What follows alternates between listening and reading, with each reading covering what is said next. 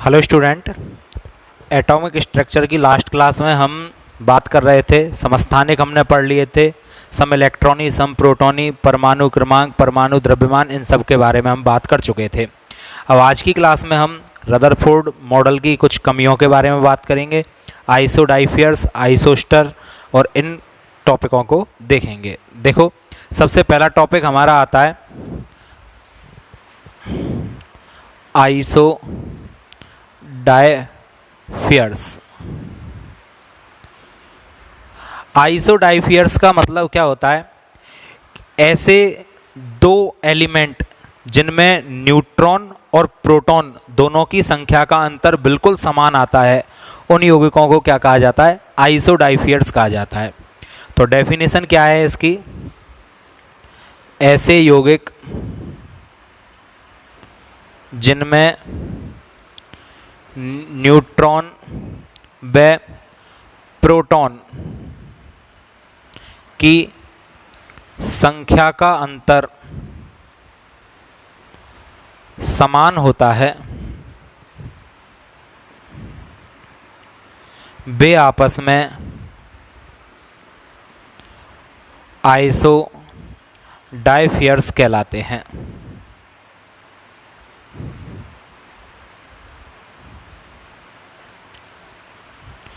अच्छा, एक इम्पॉर्टेंट बात यह है कि आइसोडाइफियर्स का निर्माण अल्फा कण उत्सर्जन से होता है। अब ये अल्फा कण क्या होते हैं तो मैं पहले भी आपको बता चुका हूं। अल्फा पार्टिकल क्या होते हैं? हीलियम के द्विधनावेशित आयन अल्फा कण कहलाते हैं। हीलियम के द्विधनावेशित आयनों को हम क्या कहते हैं? अल्फा पार्टिकल कहते हैं। जैसे ये मेरे पास हीलियम है एक 2He4, इसमें से मैं दो इलेक्ट्रॉनों को रिलीज कर दूं, दो इलेक्ट्रॉन निकाल दूं। अब तुम्हें पता है इसमें ये उदासीन है, इस पर ना कोई प्लस चार्ज है ना इस पर कोई माइनस चार्ज है, तो इसमें number of electron and number of proton equal होंगे। और किसके इक्वल होंगे? परमाणु क्रमांक के। तो इसमें इलेक्ट्रॉन भी कितने हैं? 2, और प्रोटॉन भी कितने हैं? इसमें 2। तो मैं इसमें से 2 इलेक्ट्रॉन निकाल देता हूं। तो 2 इलेक्ट्रॉन निकालने के बाद इलेक्ट्रॉन कितने रह जाएंगे भाई? 0, क्योंकि 2 थे, दोनों गए। प्रोटॉन कितने रह जाएंगे? 2। तो ये कंपाउंड क्या बन जाएगा? 2He4। और इस पूरे पर देखो इलेक्ट्रॉन 0 हो चुके हैं, प्रोटॉन 2 हो चुके हैं, तो प्लस चार्ज 2 गुना ज़्यादा है इलेक्ट्रॉन से, तो उसको शो करना पड़ेगा और 2+ या +2 यहाँ पर आप लगा दोगे। और इसी को क्या बोला जाता है? अल्फा कण। तो ये अल्फा पार्टिकल जब हम सेपरेट कर देते हैं तो किसका निर्माण होता है? आइसोडाइफियर्स का निर्माण होता है। जैसे एक एग्जाम्पल के थ्रू मैं आपको बताता हूँ, ठीक है? ये आप लिखना चाहो तो लिख लेना।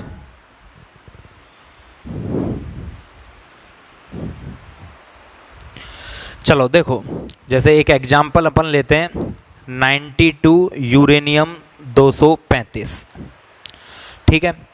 इसमें से मैं एक अल्फा कण निकाल देता हूं। अब अल्फा कण क्या हो जाएगा? 2He4। तो ये बाहर निकल गया। तो परमाणु क्रमांक तो कितना बाहर निकला?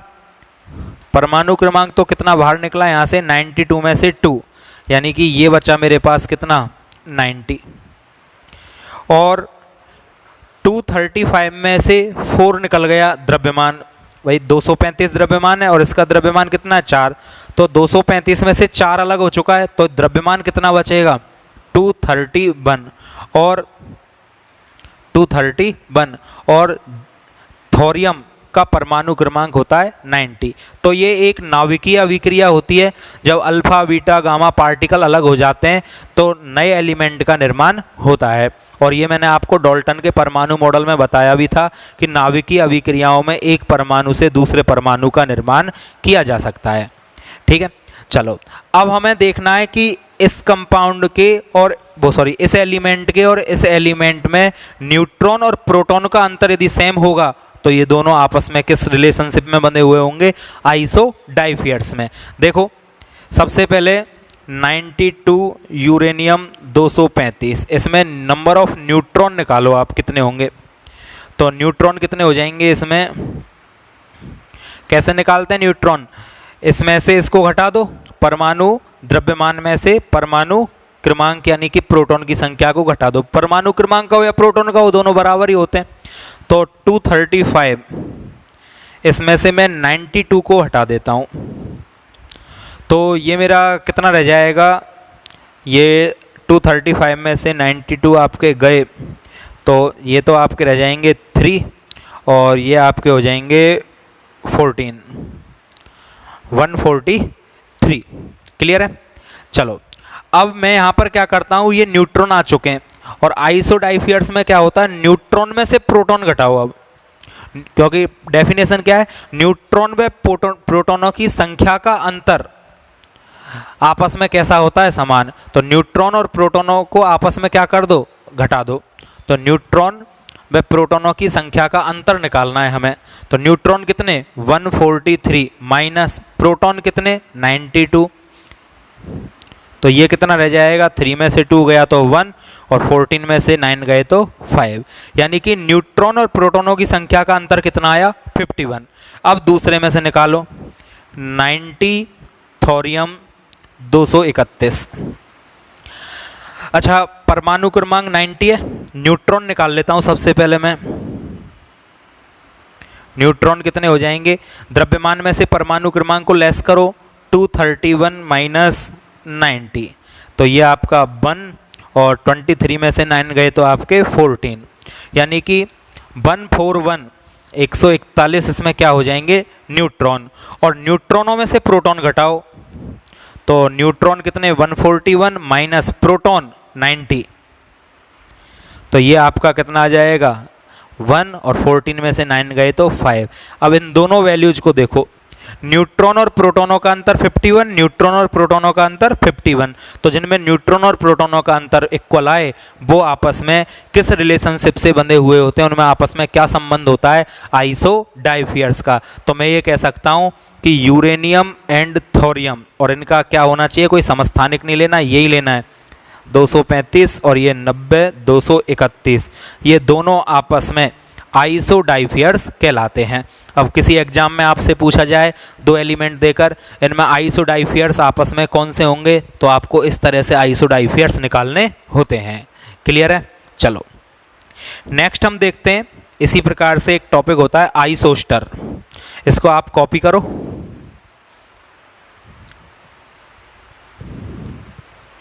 ठीक है, चलो पॉज लेकर कर लिया करो आप।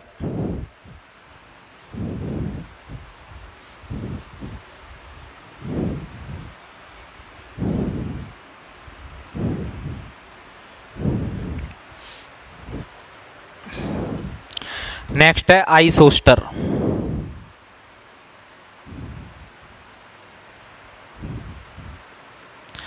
देखो आइसोस्टर का मतलब क्या होता है, ऐसे यौगिक जिनमें इलेक्ट्रॉन की संख्या और परमाणुओं की संख्या दोनों इक्वल होती है, बराबर होती है, उसको क्या कहा जाता है, आइसोस्टर कहा जाता है।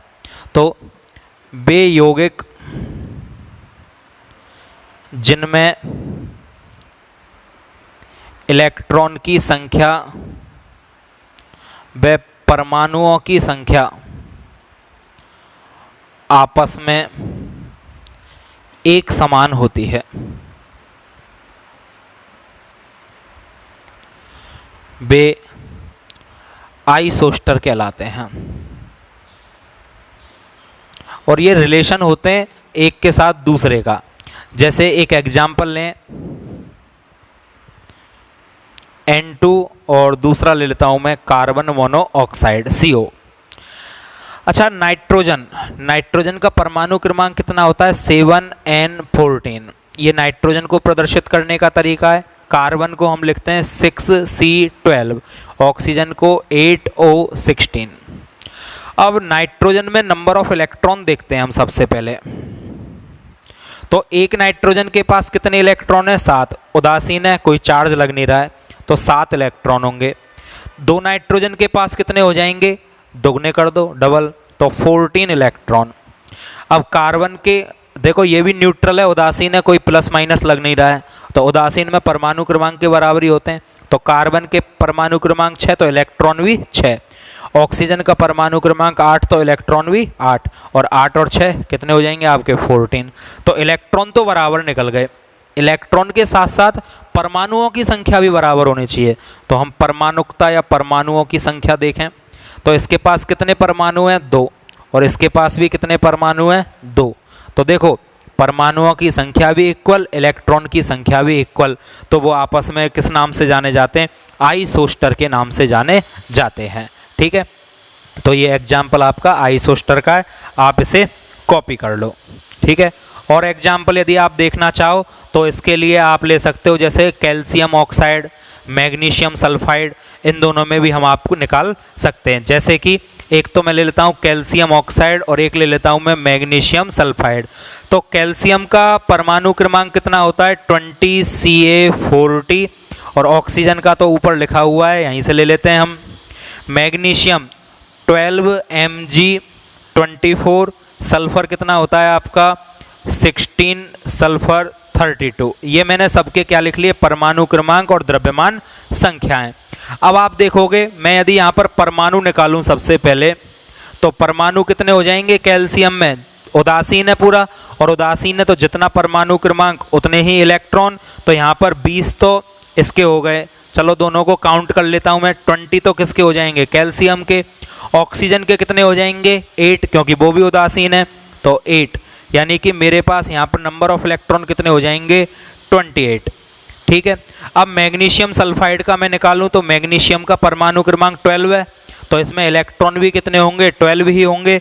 और सल्फर का कितना होता है, 16, और ये भी न्यूट्रल है, तो 16 इसके 12 इसके, 16 और 12 कितने हो जाएंगे आपके 18। तो मैं यहाँ पर क्या लिख देता हूँ, इलेक्ट्रॉन, सॉरी 16 और 12 कितने हो जाएंगे, 28। तो देखो इलेक्ट्रॉन की बात करें हम, तो इलेक्ट्रॉन तो दोनों के कैसे आ चुके हैं, सेम, इसके भी 28 इलेक्ट्रॉन और इसके भी 28 इलेक्ट्रॉन। अब बात करते हैं हम परमाणुओं की संख्या की। तो परमाणु देखो आप, परमाणु तो आपको वैसे ही दिखाई दे रहे होंगे, और गलती से ऐसे मत कर देना 1 2 3, तो ऐसे 1 2 3, लेकिन ऐसा नहीं होता है। कैल्शियम स्वयं एक एलिमेंट है और ऑक्सीजन सेपरेट एलिमेंट है, तो परमाणु कितने हैं, 2। मैग्नीशियम सल्फाइड, यहाँ पर एक मैग्नीशियम है एक सल्फर है, Mg पूरा कंप्लीट एक है, M और G मत कर देना कहीं, इतनी तो उम्मीद मैं कर सकता हूँ नहीं करोगे। तो ये भी परमाणु कितने हो गए, 2। तो परमाणुओं की संख्या भी इक्वल है और इलेक्ट्रॉन की संख्या भी इक्वल है, और ऐसे रिलेशनशिप को क्या कहा जाता है आपस में, आइसोस्टर। मतलब CaO और MgS आपस में एक दूसरे के आइसोस्टर हैं। क्लियर है, चलो तो अब आप इसको कॉपी कर सकते हो। अच्छा, इसका और एग्जाम्पल यदि हम लेना चाहें तो बेंजीन आप जानते हो, C6H6, और एक होती है इनऑर्गेनिक बेंजीन। क्या होती है इनऑर्गेनिक बेंजीन, H3B3N3। देखो मैं दोनों को बता देता हूँ, ये कॉपी कर लेना, आप पॉज ले लो और कॉपी कर लो।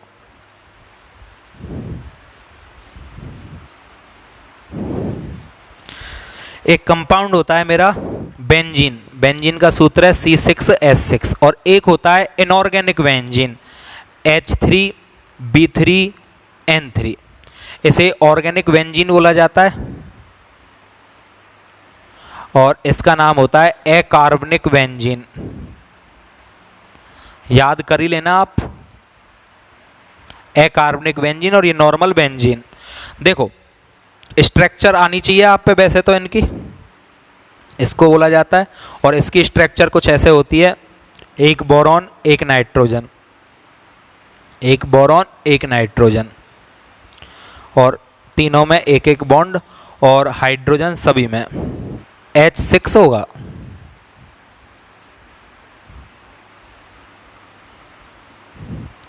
ये आपकी इनऑर्गेनिक बेंजीन कहलाती है। ठीक है, स्ट्रक्चर तो मैंने बस आपकी नॉलेज के लिए बना दिया, स्ट्रक्चर का अभी हमारे लिए कोई लेना देना नहीं है। हमें तो एक तो इलेक्ट्रॉन कैलकुलेट करने और एक परमाणु कैलकुलेट करने।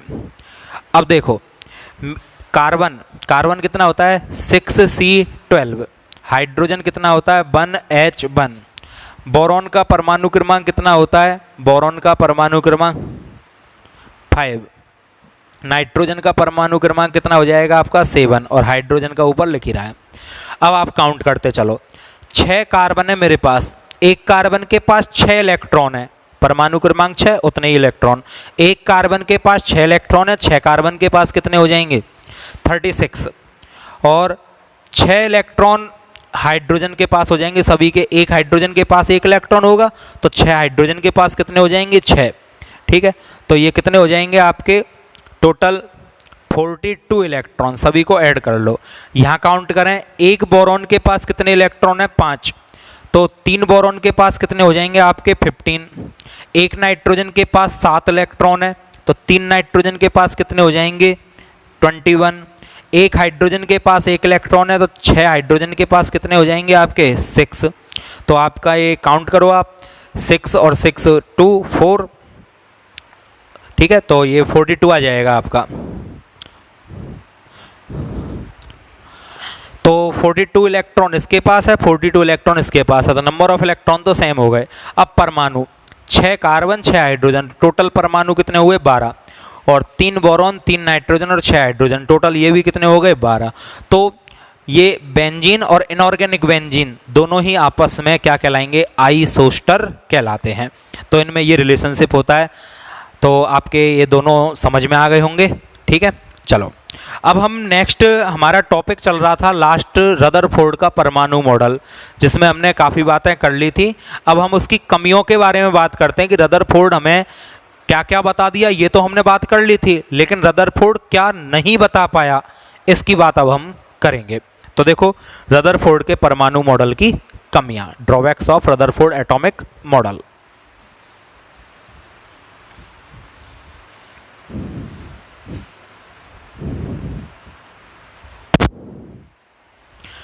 तो टॉपिक है हमारा अब रदरफोर्ड के परमाणु मॉडल की कमियां। देखो रदरफोर्ड के परमाणु मॉडल में कमी क्या थी।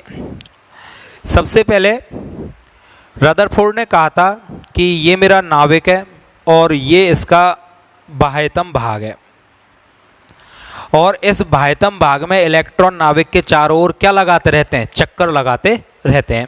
रदरफोर्ड ने अपनी थ्योरी में हमें ये बता दिया था कि इलेक्ट्रॉन नाविक के चारों ओर कंटिन्यू चक्कर लगाते रहते हैं, और जब ये चक्कर लगाते हैं तो एक साइंटिस्ट हुए थे मैक्सवेल नाम के, उन्होंने रदरफोर्ड से पूछा, अब ये तो मैं समझाने के पर्पज़ से कह रहा हूँ कि भाई, अच्छा और आपको बताता हूँ कि मैक्सवेल रदरफोर्ड के पास गया कि भाई रदरफोर्ड एक बात ये बता कि इलेक्ट्रॉन नाविक के चारों ओर चक्कर लगाता है, कि हाँ लगाता है। जब ये नाविक के चारों ओर चक्कर लगाता है तो इसका जो वेग है वो एक समान रहता है, ठीक है। यदि मैं इसके वेग में थोड़ा सा भी परिवर्तन कर दूं तो एक बात समझना आप, वेग में परिवर्तन की दर त्वरण हो जाएगी, और ये आवेशित कण है क्योंकि इस पर नेगेटिव चार्ज है। जब ये आवेशित कण इसके चारों ओर कंटिन्यू चक्कर लगाएगा तो इस पर नेगेटिव और यहाँ पर पॉजिटिव, तो ये नेगेटिव चार्ज वाला कण पॉजिटिव चार्ज के द्वारा अट्रैक्ट होगा या नहीं होगा, भाई प्लस माइनस को अपनी तरफ खींचेगा आकर्षण बल के कारण, तो ये इलेक्ट्रॉन तो इसमें चला जाना चाहिए। तो इसने जवाब दिया कि जरा चला तो जाना चाहिए, लेकिन एक्चुअली वो इसलिए नहीं जाता है। रदरफोर्ड कह रहा है इस बात को, बस मैं समझा रहा हूँ ओनली। तो इलेक्ट्रॉन इसलिए अंदर नहीं जाता है कि इलेक्ट्रॉन जब कंटिन्यू चक्कर लगाता रहता है तो एक बल ऊपर की ओर कार्य करता है, जिसे अपकेंद्रीय बल के नाम से जाना जाता है। इसको क्या बोला जाता है, अपकेंद्रीय बल कहा जाता है, और इस अपकेंद्रीय बल के कारण इलेक्ट्रॉन नीचे की ओर नहीं जाता है। हालांकि ये चारों ओर चक्कर के कारण होता है, अपनी धुरी पर भी चक्कर लगाने के कारण एक बल नीचे की ओर भी लगता है, जिसे अभिकेंद्रीय बल कहते हैं, जैसे डिटेल में मैं तुम्हें बोर परमाणु मॉडल में बताऊंगा। तो अपकेंद्रीय बल ऊपर की ओर लगता है और इलेक्ट्रॉन माइनस चार्ज है पॉजिटिव की तरफ अट्रैक्ट होता है, तो ये दोनों बल आपस में संतुलित हो जाते हैं, और इस संतुलन के कारण ही इलेक्ट्रॉन नाविक में नहीं समाता। ये रदरफोर्ड ने बताया। अच्छा, अब मैक्सवेल यहीं पर चुप होने वाला नहीं था, उसने कहा अच्छा ये बात तुम्हारी सही है। अब इलेक्ट्रॉन लगातार चक्कर लगा रहा है, यदि मैं इस इलेक्ट्रॉन के वेग में परिवर्तन कर दूं तो आवेशित कण के वेग में जब परिवर्तन होगा तो इस सिचुएशन में उसका त्वरण बदल जाएगा। मतलब वेग में परिवर्तन की दर क्या कहलाती है? त्वरण। और इस सिचुएशन में ये लगातार अपनी एनर्जी को खोएगा। भाई आप खुद सोचो कि आप मान के चलो अपने घर से स्कूल पढ़ने जाते हो या कहीं पर भी जाते हो, तो जो एनर्जी आपके पास घर पर थी उसी एनर्जी को यूज करते हुए आप चलकर स्कूल तक आए। अब आपसे ये कह दिया जाए कि एक सर्किल है और इस सर्किल पर लगातार इसकी 1 किलोमीटर का एक सर्किल है, पूरा 1 किलोमीटर का, ये पूरा जो इसका परिधि है वो 1 किलोमीटर की है, और इस पर कंटिन्यू आपको 10 चक्कर लगाने, तो आप तो 10 किलोमीटर भाग लिए ना। तो क्या लगातार आप 10 किलोमीटर इस पर भाग सकते हो?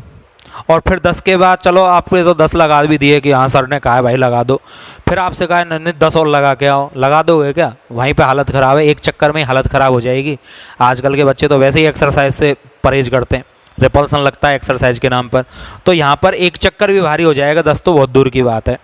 तो ये क्यों हम पे नहीं लग रहा है? क्योंकि हम लगातार चक्कर लगाएंगे तो हमारी एनर्जी लॉस होगी, ब्लड में लैक्टिक एसिड बनेगा। तो इस सिचुएशन में क्या होगा, हम चक्कर नहीं लगा पाएंगे क्योंकि हमें थकावट होगी, एनर्जी जाएगी। तो भाई आवेशित कण इलेक्ट्रॉन है, वो लगातार चक्कर लगा रहा है, उसके वेग में परिवर्तन कर दिया तो उसमें से भी तो ऊर्जा लगातार निकलेगी, और ऊर्जा लगातार निकलेगी तो इस कारण इसका जो ये पथ है वो छोटा होता जाएगा, और ये पथ छोटा होकर कैसा होता चला जाएगा? सर्पिलाकार होता चला जाएगा, और अंत में वो इलेक्ट्रॉन नाभिक के अंदर समा जाएगा। ये मैक्सवेल ने कहा कि ऐसा होना चाहिए, नहीं होना चाहिए। अब रदरफोर्ड कह रहा है होना तो चाहिए। भाई क्यों नहीं हुआ बता? I have no idea. तो रदरफोर्ड के पास इसका कोई जवाब नहीं था। अच्छा तुम्हारे समझ में आया नहीं आया? मैंने कहानी बनाकर बता दिया वैसे ही। एक्चुअल क्या है? पहला पॉइंट, ऋणावेशित इलेक्ट्रॉन धनावेशित नाभिक के चारों ओर चक्कर लगाता रहता है, तो ये इन दोनों में आकर्षण बल के कारण इलेक्ट्रॉन नाभिक में समा जाना चाहिए, लेकिन ऐसा नहीं होता है। इसके जवाब में रदरफोर्ड ने बताया कि इलेक्ट्रॉन जब लगातार कंटिन्यू चक्कर लगाता रहता है तो ऊपर की ओर एक बल कार्य करता है जिसे अपकेंद्रीय बल कहा जाता है। ये अपकेंद्रीय बल इस आकर्षण को संतुलित कर देता है, इस कारण इलेक्ट्रॉन समाहित नहीं हो पाता है। फिर ये कहा गया कि इलेक्ट्रॉन पर आवेश होता है और जब इसके वेग में परिवर्तन कर दिया जाएगा, मतलब त्वरण बदल जाएगा इसका, तो ये लगातार इस पर चक्कर लगाएगा तो एनर्जी को लॉस करेगा, खोएगा, लगातार एनर्जी कम होती जाएगी, और एनर्जी कम होती जाएगी तो इतने बड़े पथ में कैसे चक्कर लगाएगा भाई? तो इस कारण वो लगातार अपने पथ को कैसा करता जाएगा? छोटा करता जाएगा, और उसका पथ यदि छोटा होता चला गया तो इलेक्ट्रॉन किस में समा जाएगा? फिर नाभिक में। तो इसका मतलब इतना बड़ा सर्किल था इलेक्ट्रॉन का पहले, और वो चक्कर लगाता लगाता छोटा होता गया और इतने से में आ गया। तो इलेक्ट्रॉन तो कभी बड़े कभी छोटे, कभी बड़े कभी छोटे ऐसे होने चाहिए। रदरफोर्ड से पूछा गया कि इलेक्ट्रॉन में भाई परमाणु का संकोचन होता है क्या? छोटा हो जाता है क्या परमाणु के? नहीं। तो फिर रदरफोर्ड इस बात का जवाब नहीं दे पाया। भाई यदि मान के चलो ऐसा हो जाता कि परमाणु मॉडल छोटा हो जाता, तो आप में सब क्लास वगैरह सब परमाणुओं से बनी हुई है भाई, हर चीज़ छोटी हो जाती है। ऐसे तो तुम्हारे अंदर भी इलेक्ट्रॉन घूम रहे हैं, इस बोर्ड के अंदर घूम रहे हैं, मार्कर के अंदर घूम रहे हैं, वो सब अंदर जमाते जाएंगे, छोटे होते जाएंगे, पर ऐसा नहीं होता है, और रदरफोर्ड इन सब बातों को नहीं समझा पाया।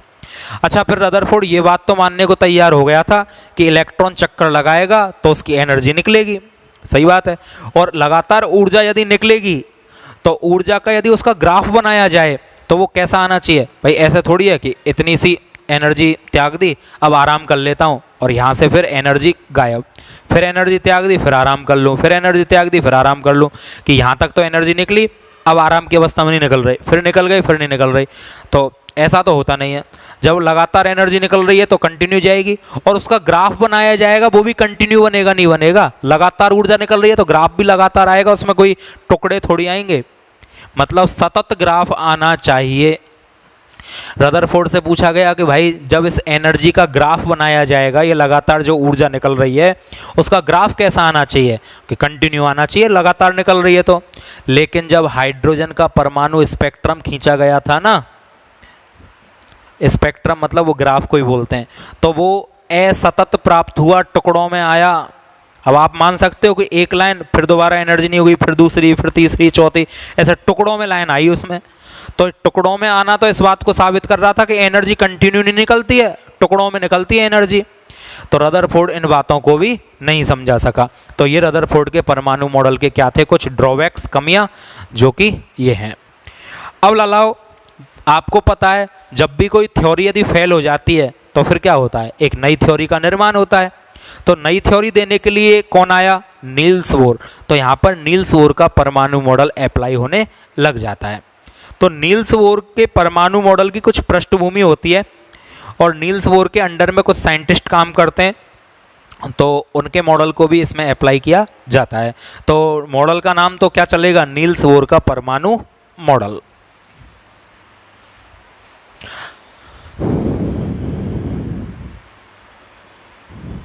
नील बोर भी कह देते हैं, नील्स बोर का परमाणु मॉडल या नील्स बोर के परमाणु मॉडल की पृष्ठभूमि, यहाँ से इसने अपने परमाणु मॉडल के एक आइडिया चालू कर दिया था।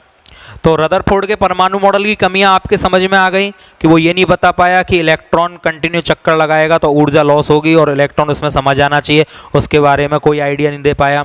यानी कि मैक्सवेल के सिद्धांत के बारे में उसे कोई भी आइडिया नहीं था कि लगातार जब वेग में परिवर्तन होगा तो वो विद्युत और चुंबकीय दो क्षेत्र अप्लाई करता है। अच्छा, मैं आपको और थोड़ा डिटेल में बताता हूँ। कोई भी आवेशित कण के यदि वेग में परिवर्तन कर देते हैं तो वो त्वरित हो जाता है और वह विद्युत और चुंबकीय दो क्षेत्र अप्लाई करता है, विद्युत चुंबकीय तरंगों का निर्माण करता है। और विद्युत चुंबकीय तरंग बनाएगा तो एनर्जी लॉस होगी और उसके अंदर समा जाना चाहिए था, तो ऐसा नहीं हुआ था। यानी कि मैक्सवेल के प्रयोग के बारे में रदरफोर्ड को कोई जानकारी नहीं थी। हाइड्रोजन के रेखीय स्पेक्ट्रम के बारे में रदरफोर्ड को कोई जानकारी नहीं थी। ठीक है, तो नील्स बोर के परमाणु मॉडल की पृष्ठभूमि दो प्रयोगों पर या दो घटनाओं पर आकर चालू होती है। और दो घटनाएं कौन कौन सी हैं? पहली घटना तो यह है विद्युत चुंबकीय तरंग सिद्धांत, या फिर मैं ये कह सकता हूं कि जो प्रकाश होता है, प्रकाश की द्वैत प्रकृति। द्वैत प्रकृति मतलब प्रकाश जो होता है वो दो रूपों में गति करता है, एक तो कण रूप और एक तरंग रूप। प्रकाश की या विद्युत चुंबकीय तरंग सिद्धांत। ठीक है, और दूसरा था इसमें ऊर्जा के स्तर क्वांटीकृत होते हैं। ऊर्जा के स्तर कैसे होते हैं? क्वांटीकृत होते हैं। मतलब रदरफोर्ड केवल ये जानता था कि नाविक है और उसके बाहर एक पर्दी है जिस पर इलेक्ट्रॉन लगातार चक्कर लगाता रहता है। लेकिन यहाँ पर रिसर्च में ये बात सामने आई कि भाई जो नाविक है उसके चारों ओर इलेक्ट्रॉन चक्कर तो लगाता है, ये बात सही है, लेकिन ये चक्कर लगाने का जो सर्किल है ना, ये पर्दी है, ये एक नहीं है, ये बहुत सारे सर्किल हैं, इनफाइनाइट सर्किल होते हैं जिन पर इलेक्ट्रॉन लगातार क्या लगाता रहता है? चक्कर लगाता रहता है। और इसी के बारे में यहाँ पर पता चला था कि ऊर्जा के स्तर क्वांटीकृत होते हैं। इलेक्ट्रॉन केवल एक ही सर्किल में चक्कर नहीं लगाता, कई सर्किल होते हैं, यानी कि ऊर्जा के जो स्तर है वो क्वांटीकृत होते हैं। तो इनके बारे में यहाँ से रिसर्च या स्टडी चालू हुई थी और अलग अलग साइंटिस्टों के द्वारा ये दी गई थी। जैसे मैक्सवेल के द्वारा तो विद्युत चुंबकीय तरंग सिद्धांत अप्लाई किया गया था, प्लांक के द्वारा ऊर्जा के स्तर क्वांटीकृत होते हैं इसके बारे में बताया गया था। तो मैक्सवेल का जो विद्युत चुंबकीय तरंग सिद्धांत है वो क्या होता है, और प्लांक का जो कणीय सिद्धांत है या ऊर्जा के स्तर क्वांटीकृत होते हैं वो क्या होता है, इनकी बात हम नेक्स्ट क्लास में करेंगे। आज के लिए इतना ही। Thank you.